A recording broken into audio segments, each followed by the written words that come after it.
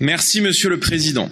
Alors que des négociations étaient plus que jamais ouvertes, Vladimir Poutine a franchi un pas inacceptable en jetant l'Europe devant le fléau de la guerre. Nous ne pouvons accepter que la souveraineté d'un État et d'un peuple soit violée, et encore moins par les armes. Comme vous tous, je soutiens cet élan de solidarité pour le peuple ukrainien, entré en résistance pour la défense de sa patrie.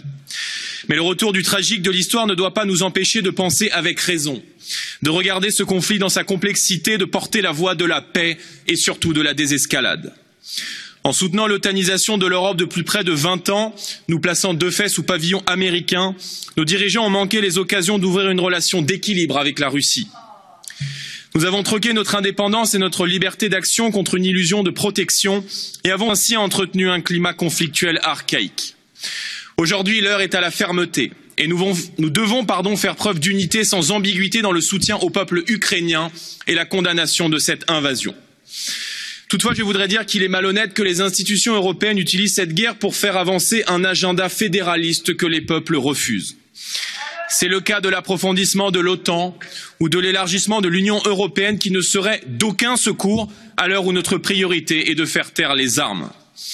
Je veux aussi dire que sanctionner la Russie ne doit pas revenir, en tout cas, à se sanctionner lourdement nous-mêmes.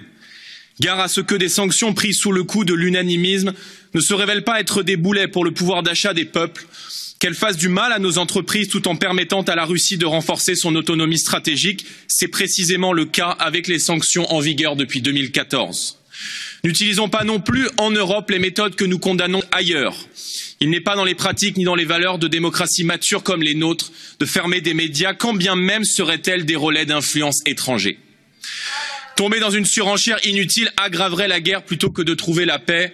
Notre impératif, la paix, la désescalade, mais aussi pour mon pays, le retour d'une France libre, indépendante, respectée et force d'équilibre au sein d'un monde multipolaire. Je vous remercie.